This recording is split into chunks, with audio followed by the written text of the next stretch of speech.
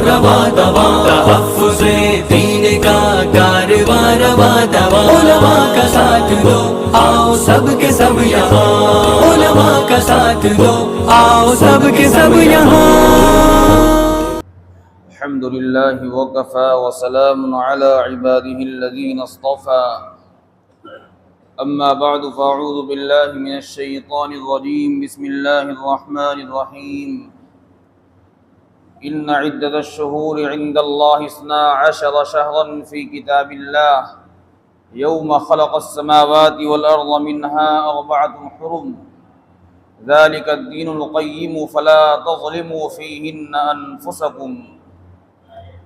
رب اشرح لي صدري ويسر لي امري واحلل عقدة من لساني يفقهوا قولي، اللهم صل على سيدنا محمد وعلى آل سيدنا محمد وبارك وسلم۔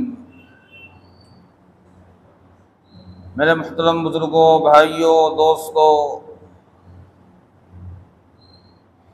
اللہ جل جلالہ عم نوالہ کا بے انتہا احسان اور فضل ہے کہ اللہ رب العزت نے یہ ایام اور یہ مہینہ ہمیں عطا فرمایا ہے۔ اس وقت محرم الحرام کا مہینہ چل رہا ہے، جو کئی اعتبار سے برکت والا اور حرمت والا مہینہ ہے۔ اللہ رب العزت نے 12 مہینوں کے اندر 4 مہینوں کو حرمت والا قرار دیا ہے۔ ذی قعدہ، ذی الحجہ اور محرم الحرام رجب کا مہینہ، یہ 4 مہینے حرمت والے قرار دیے گئے ہیں۔ اور اس وقت محرم الحرام کا مہینہ جو حرمت والا مہینہ ہے، اس کی 9 تاریخ ہو چکی ہے،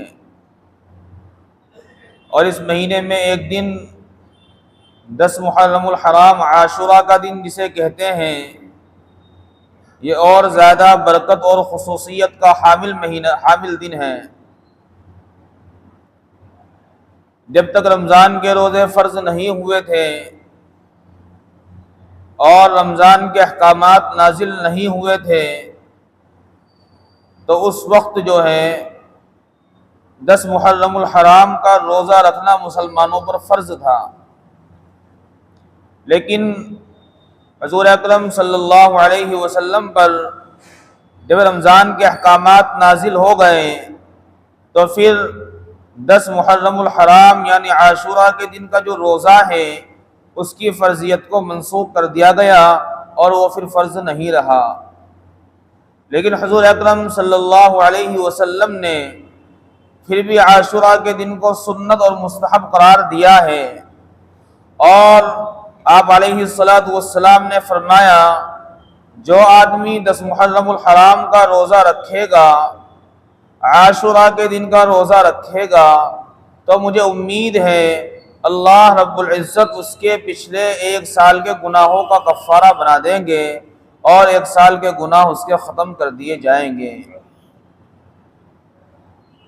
یہ عاشورہ کا دن بہت اچھا، بہت برکت والا، بڑی حرمت والا دن ہے۔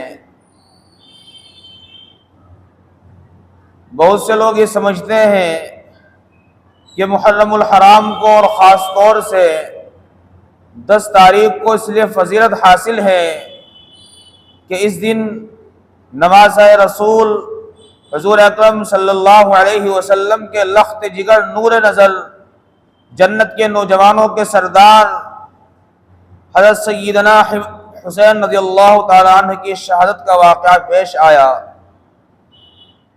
تو بہت سے لوگ سمجھتے ہیں کہ اس واقعے کی وجہ سے، اس المناک حادثے کی وجہ سے 10 محرم الحرام کا دن یہ حرمت والا اور برکت والا ہے۔ یہ بات غلط ہے۔ محرم الحرام کا 10واں دن عاشورہ کا جو دن ہے، یہ تو حضور اکرم صلی اللہ علیہ وسلم کے زمانے سے ہی مقدس اور محترم سمجھا جاتا تھا، اور آپ علیہ السلام اپنی مبارک زندگی میں محرم الحرام کا روزہ رکھتے تھے، اور سیدنا حسین رضی اللہ تعالی عنہ کا جو واقعہ شہادت کا پیش آیا، جسے واقعہ کربلا کہا جاتا ہے، وہ حضور اکرم صلی اللہ علیہ وسلم کی وفات کے تقریباً 60 سال کے بعد پیش آیا۔ تو پتہ یہ چلتا ہے کہ یہ جو 10 محرم الحرام کی فضیلت ہے اور 10 محرم الحرام کا جو روزہ ہے، 10 محرم الحرام کی جو حرمت ہے، وہ حسین رضی اللہ تعالیٰ عنہ کی شہادت کی وجہ سے نہیں ہے، بلکہ یہ مہینہ اور یہ دن تو پہلے سے ہی مقدس اور محترم چلا ہوا آ رہا ہے۔ پھر اتنی بات ضرور ہے کہ اس دن شہادت کا واقعہ پیش آنا اور حضرت حسین رضی اللہ تعالی عنہ کا جام شہادت کو نوش فرمانا، یہ خود حضرت حسین رضی اللہ تعالی عنہ کی فضیلت میں اضافہ کرتا ہے کہ اللہ رب العزت نے اتنا عظیم الشان مقام رکھنے والے حضور اکرم صلی اللہ علیہ وسلم کے لخت جگر نور نظر، جنت کے نوجوانوں کے سردار، بے شمار فضیلتوں کے حامل، اور تمام امت مسلمہ کے دل ان کے ساتھ عقیدتوں سے بھرے ہوئے ہیں، اور صاحب احترام بھی ہے، صاحب کمال بھی ہے، قابل کمال بھی ہے، تمام اوصاف حمیدہ سیدنا حسین رضی اللہ تعالیٰ عنہ کے ساتھ موجود ہے۔ تو اللہ رب العزت نے ایسی شخصیت کو جو شہادت کا مقام عطا فرمایا، وہ 10 محرم الحرام کو عطا فرمایا، یہ حسین رضی اللہ تعالی عنہ کی فضیلت میں اور ان کی شخصیت میں اور اضافہ کر دیا کرتا ہے۔ اب بات یہ ہے کہ 10 محرم الحرام کو فضیلت کیوں عطا ہوئی، یہ تو اللہ ہی جانتا ہے۔ اللہ نے 10 محرم الحرام کو پیدا کیا، اللہ نے سارے دنوں کو پیدا کیا، ساری راتوں کو پیدا کیا، سارے مہینوں کو پیدا کیا، سارے سالوں کو پیدا کیا۔ اس کائنات کے نظام کو چلانے کے لیے اللہ رب العزت نے اس دھرتی پر اور زمین و آسمان کے درمیان میں ایک نظام کو وجود بخشا ہے، اور وہ کیوں بخشا گیا، اس کی ترتیب کیا ہے، کس دن کو کیا فضیلت دی گئی ہے، یہ تو اللہ ہی جانتا ہے کہ اللہ کی اس میں کیا حکمت اور کیا مصلحتیں ہیں۔ یہ کام ہمارا نہیں ہے۔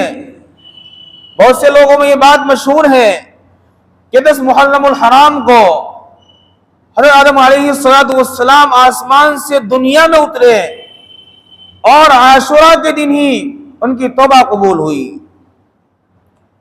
یہ بات بھی مشہور ہے کہ 10 محرم الحرام کو حضرت نوح علیہ السلام کی کشتی طوفان سے خشکی میں 10 محرم الحرام کو اتری۔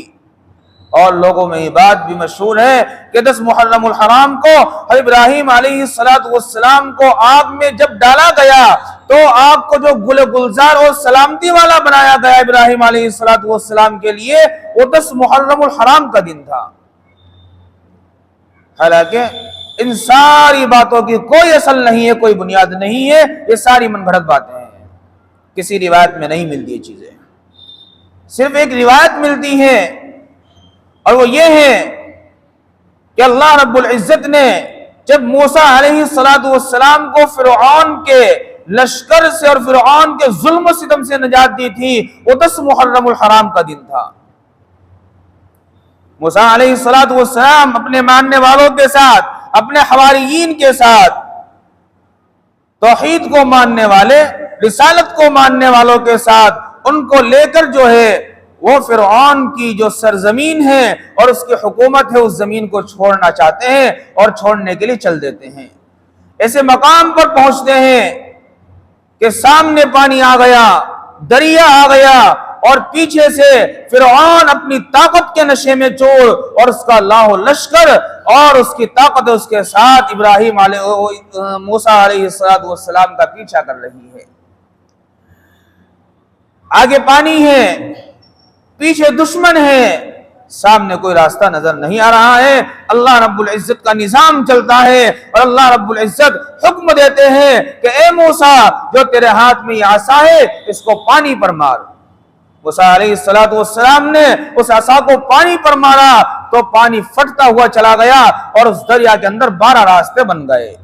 موسیٰ علیہ السلام اور ان کے ماننے والے، ان کے حواریین اس راستوں پر چلے اور دریا کے ایک کنارے سے چل کر دوسرے کنارے پر پہنچ گئے۔ جب فرعون اور اس کا لشکر جو ہے دریا کے کنارے پر پہنچا تو اس نے یہ دیکھا کہ بھئی اب تو راستے بنے ہوئے ہیں، اور وہ بھی اپنے طاقت کے نشے میں چور ہو کر متکبرانہ لہجے میں ان راستوں پر چل پڑا۔ جب وہ ان دریا کے بیچوں بیچ آ گیا تو اللہ رب العزت نے پانی کو حکم دیا کہ پانی اپنی پچھلی حالت پر واپس آ جا۔ پانی اپنی پچھلی حالت پر واپس آیا، ایک دوسرے سے مل گیا اور پانی میں طغیانی پیدا ہو گئی، پانی میں جوش پیدا ہو گیا اور وہ راستے ختم ہو گئے۔ فرعون اور اس کا لشکر اور اس کی طاقت ساری کی ساری دریا کے بیچ میں آ گئی۔ پھر وہ پکارتا رہا لیکن اس کے بات نہ سنی گئی۔ تو یہ جو واقعہ پیش آیا کہ حضرت موسیٰ علیہ السلام کو اللہ رب العزت نے فرعون سے اور اس کے ظلم و ستم سے جو نجات دی تھی، وہ یہ عاشوراء کا 10 محرم الحرام کا دن تھا جو کل آ رہا ہے۔ صرف ایک روایت ہی ملتی ہے، اس کے علاوہ اور کوئی چیز نہیں ملتی۔ پھر اتنی بڑی فضیلت کیوں ہے؟ یہ کام ہمارا نہیں ہے کہ ہم اس کی علت کو جانتے پھریں۔ یہ دین ہے، یہ اسلام ہے، یہ شریعت ہے، اور دین کی بنیادیں سمعنا واطعنا، ہم نے سن لیا اور ہم نے مان لیا، اس پر رکھی ہوئی ہیں۔ دین میں کیوں کی کوئی گنجائش نہیں ہوا کرتی۔ وما آتاکم الرسول فخذوہ، جو تمہیں تمہارا رسول دے اس کو لو، تمہاری سمجھ میں آئے نہ آئے، تمہاری عقل تسلیم کرے نہ کرے۔ وما نہاکم عنہ فانتہوا، تمہارا رسول جن چیزوں سے منع کرے اس سے باز آ جاؤ۔ واتقوا اللہ، اللہ سے ڈرو، ان اللہ شدید العقاب، اللہ رب العزت کی پکڑ، اللہ کا عذاب بڑا سخت ہے۔ تو دین کی بنیاد یہ ہے۔ تو 10 محرم الحرام کو فضیلت کیوں حاصل ہوئی؟ یہ کام ہمارا نہیں ہے، یہ کام امت کا نہیں ہے۔ ہاں 10 محرم الحرام کو کیا کرنا ہے، یہ کام ہمارا ہے۔ حضور اکرم صلی اللہ علیہ وسلم نے 10 محرم الحرام کے تعلق سے کیا ہدایات دی ہیں اور کیا پیغامات دیے ہیں۔ آپ علیہ السلام نے سب سے پہلی بات تو یہی فرمائی کہ جو آدمی 10 محرم الحرام کا روزہ رکھے، مجھے اللہ تعالیٰ کی ذات سے امید یہ ہے کہ اللہ رب العزت اس روزہ رکھنے والے کے 1 سال کے پچھلے گناہوں کو معاف فرما دیں گے۔ کتنی بڑی فضیلت کی بات ہے۔ انسان رات دن گناہ کرتا ہے، رات دن اللہ کی نافرمانیاں کرتا ہے، اور انسان کو یاد بھی نہیں رہتا اس نے کیا کیا کیا سال کے اندر۔ 1 سال پورا، ایک عید سے لے کر دوسری عید تک، 1 محرم الحرام سے لے کر اگلے سال 1 محرم الحرام تک، 1 سال پورا 12 مہینے، کتنا بڑا وقت بیٹھتا ہے۔ انسان نہ جانے کیا کیا گناہ کرتا ہے، کیا کیا نافرمانی کرتا ہے، لیکن انسان تو کر کے بھول جاتا ہے، لیکن اس کے اعمال جو ہیں، اس کی جو حرکات ہیں، اس کے جو کارنامے ہیں، اس نے جو اللہ کی نافرمانیاں کی ہیں، اللہ کی جو اطاعتیں کی ہیں، وہ ساری کی ساری اللہ رب العزت کے یہاں درج ہے، لکھی ہوئی ہیں، اللہ ان کو نہیں بھولتا۔ تو یہ عبادتیں اس لیے دی گئی ہیں تاکہ ہم بندوں کے گناہوں کو بخشتے رہیں بہانے لگا لگا کر۔ ایک آدمی نے روزہ رکھا، کتنی چھوٹی سی قربانی ہے، دیکھنے کے اعتبار سے کتنا چھوٹا سا عمل ہے، صبح سے شام تک اللہ کی محبت میں بھوکا رہ لیا، 1 سال کا اس کے گناہ معاف ہو گئے۔ یہاں ایک اور مسئلہ سنیے گا۔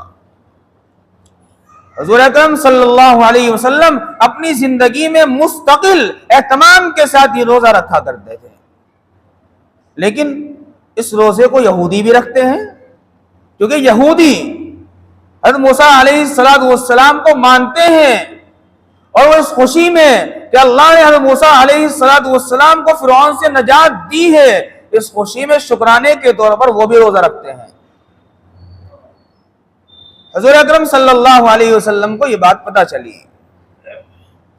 تو آپ نے فرمایا 10 محرم الحرام کو جب آپ روزے سے تھے، فرمایا کہ اگر میں آئندہ سال زندہ رہا تو میں 10 محرم الحرام کے ساتھ یا تو 9 محرم الحرام کا روزہ ملاؤں گا یا پھر 11 محرم الحرام کا روزہ ملاؤں گا، اس 10 محرم الحرام کے روزے کے ساتھ ایک روزہ اور ملاؤں گا، کیونکہ یہ بات مجھے پسند نہیں ہے کہ ہم دوسری قوموں کی مشابہت کو اختیار کریں، دوسری قوموں کی طرز کو، ان کے طریقوں کو مانیں۔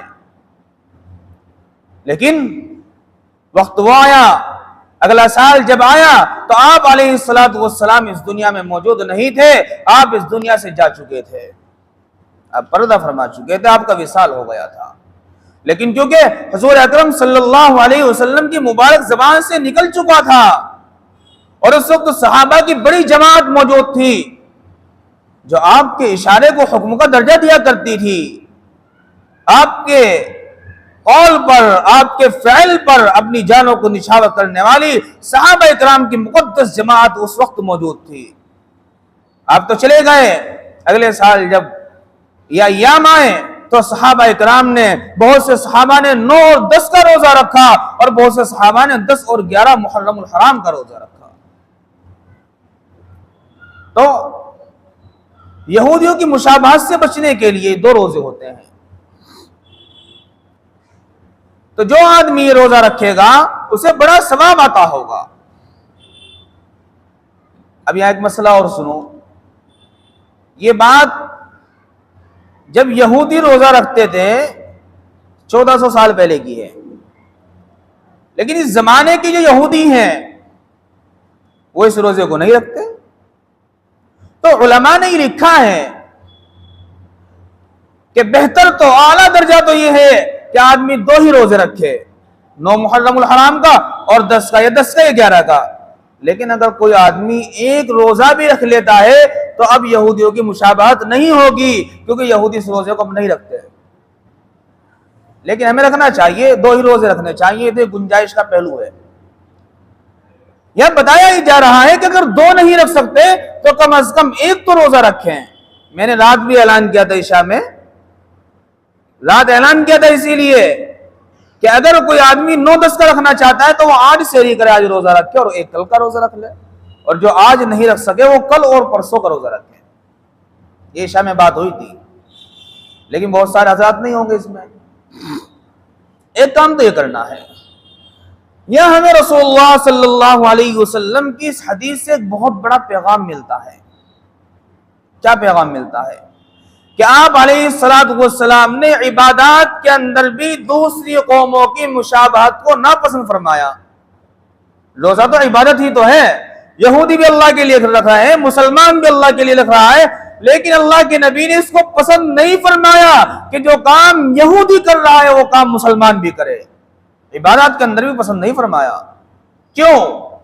اس لیے کہ رسول اللہ صلی اللہ علیہ وسلم پر اترنے والی شریعت اکمل ہے، مکمل ہے، کامل ہے، اور رسول اللہ صلی اللہ علیہ وسلم پر اترنے والی شریعت اور آپ کو ماننے والے ایک ایک امتی کو دوسری ساری قوموں سے الگ کرتی ہے۔ حضور اکرم صلی اللہ علیہ وسلم نے جگہ جگہ بیان فرمایا، خالف المشرکین، کہ جو لوگ اللہ کے ساتھ شریک کرتے ہیں، جو لوگ رسالت کے منکر ہیں، جو لوگ رسول اللہ صلی اللہ علیہ وسلم کے منکر ہیں، ان کے طریقے سے الگ طریقہ اختیار کرو۔ آپ نے فرمایا، غور کرنے کی بات ہے۔ ایک روایت میں آتا ہے، من تشبہ بقوم فہو منہم، جس آدمی نے جس قوم کی مشابہت اختیار کی ہے وہ آدمی اسی قوم کے اندر داخل ہوگا۔ اندازہ لگائیے، ہمارا رہن سہن، ہمارا طور طریق، ہمارا لباس، ہمارا اٹھنا بیٹھنا اور ہماری شادی بیاہ، ہماری طرز زندگی حضور اکرم صلی اللہ علیہ وسلم کے طریقوں کے کتنی مطابق ہے۔ عبادات چھوڑیے، آپ نے تو عبادات میں بھی ناپسند فرمایا۔ آپ دنیا میں آئیے، دنیا کے اعتبار سے بھی ہماری زندگی، اسلامی زندگی کتنی ہے۔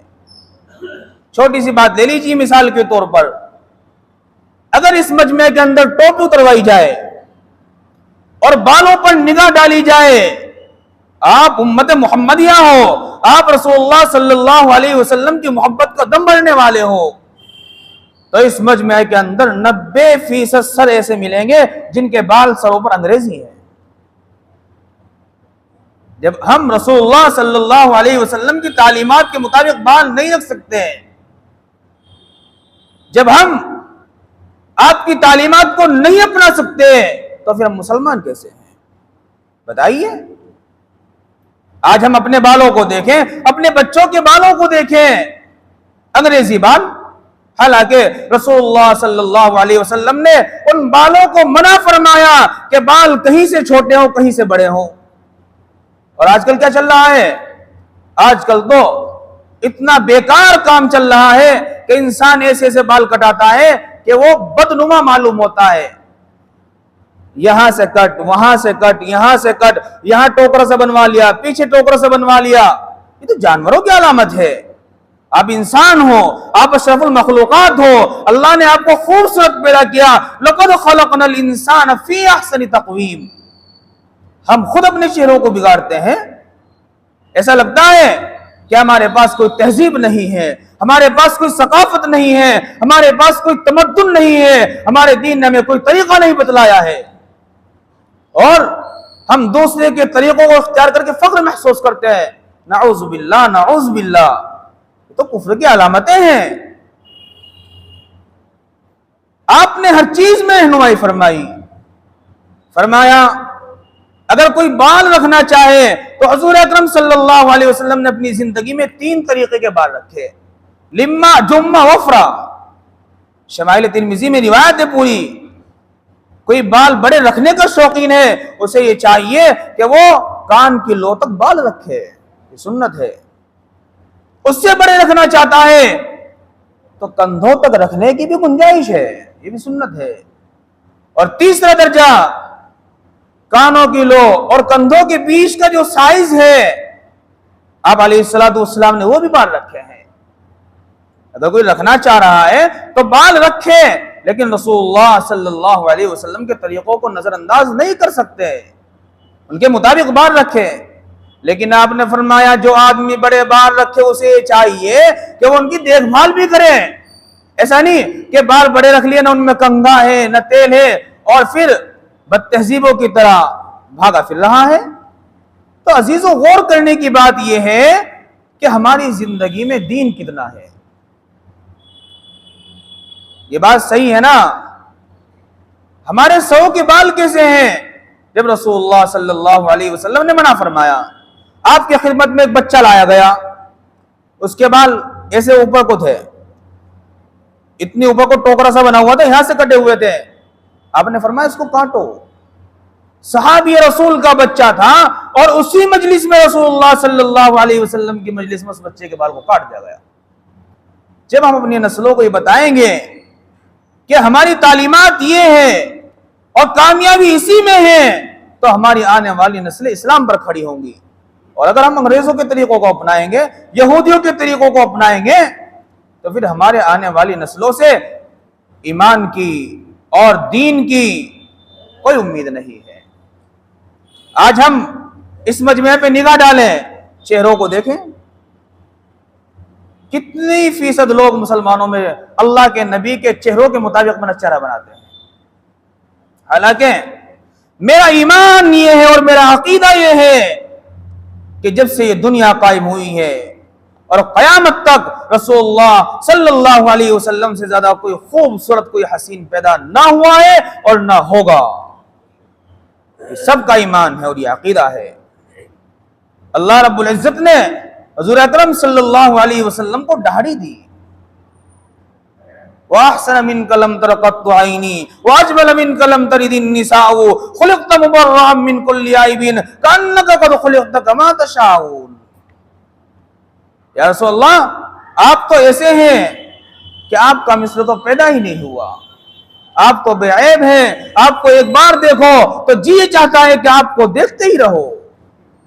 آپ کا دیکھنا، آپ کا چہرہ تو لوگوں کے دلوں میں اتر جاتا ہے۔ اس مسجد میں بیٹھ کر ایمانداری سے اللہ کو حاضر و ناظر جان کے مجھے یہ جواب دو، اگر داڑھی رکھنا عیب کی بات ہے تو اللہ اپنے محبوب کے چہرے پر کیسے سجاتا ہے اس کو؟ بتاؤ، مجھے جواب دو۔ ہم سمجھتے ہیں کہ بڑی عمر ہوگی داڑھی رکھ لیں گے. کتنے نوجوان ایسے ہیں جو داڑھی رکھنا چاہتے ہیں لیکن کسی کے گھر میں ماں آڑے آتی ہے کہ ابھی تو میرا بچہ ہے, کسی کے باپ آتا ہے کہ ابھی تو بچہ ہے, اور نادان تو خود تو نہیں رکھ رہا ہے لیکن اگر تیری نسل رکھنا چاہتی ہے تو اسے بھی نہیں رکھنے دے رہا ہے. یاد کرو اس وقت کو جب ایک انسان داڑھی کو کٹاتا ہے, اللہ رب العزت اس بات پر قادر ہے کہ اللہ اسے وہیں کے وہیں زمین میں دھسا دے. گویا کہ وہ اللہ کے رسول کے خلاف بغاوت کا اعلان کر رہا ہے, اعلان کہ مجھے اللہ کے رسول کا چہرہ پسند نہیں ہے. کیا یہ اعلان نہیں ہے؟ اور داڑھی کا گناہ ایسا گناہ ہے کہ اگر آدمی سو رہا ہے تب بھی گناہ مل رہا ہے. اگر آدمی مسجد میں ہے تو داڑھی کٹوانے کا گناہ مسجد میں بھی اسے مل رہا ہے. ساری بات چھوڑیے, آدمی بیت اللہ کا طواف کر رہا ہے مسجد حرام کے اندر اور اس کے داڑھی نہیں ہے, داڑھی کٹوانے کا گناہ اسے مسجد حرام میں بھی مل رہا ہے.